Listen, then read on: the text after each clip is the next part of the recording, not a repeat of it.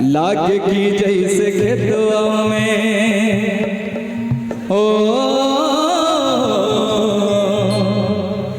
लाग की जैसे खेतवा में सरसों फुला रहल बा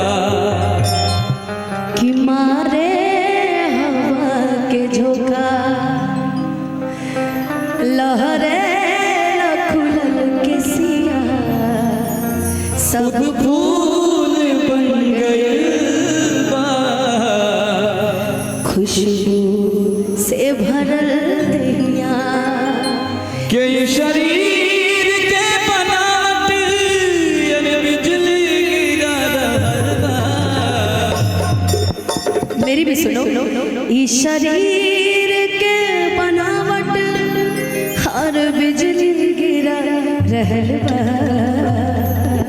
लागे की जैसे खेतवा में हो लागे की जैसे खेतवा में सरसों फूला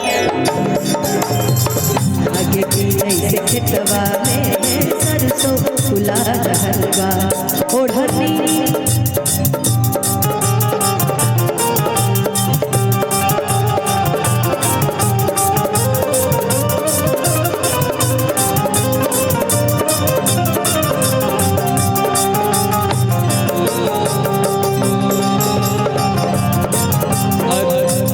ओढ़नी के रंग पिया ओढ़नी के रंग पिया ओढ़नी के रंग पिया यार बिजली गिरा रहल बा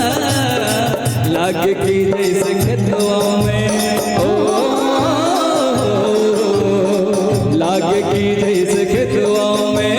सरसों फुला रहल बा लाग की जैसे खेतवा में सरसों फुला रहल बा अरे ओढ़नी के रंग पिया ओढ़नी के रंग पिया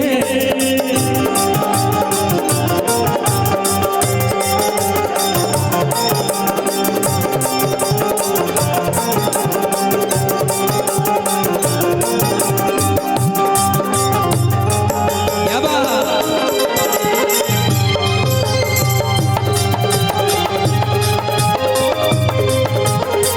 मारे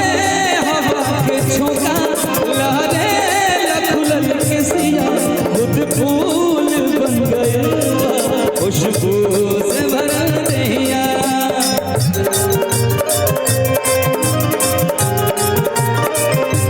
हमारे हवा के झोंका लहरे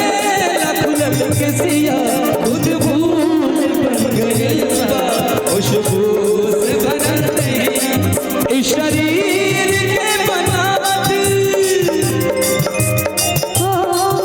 इस शरीर के बनावट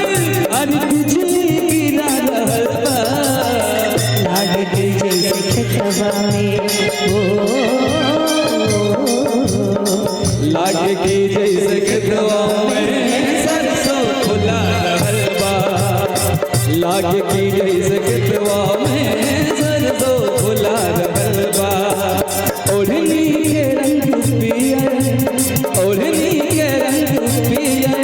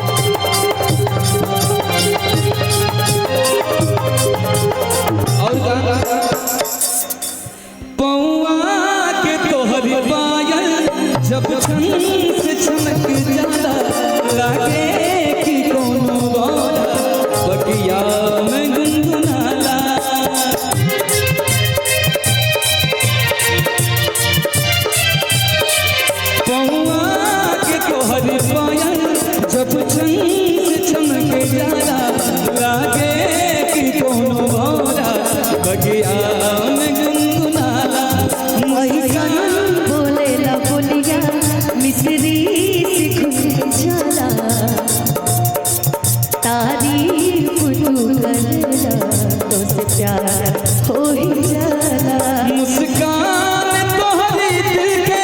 और बिजली गिरा रहल बा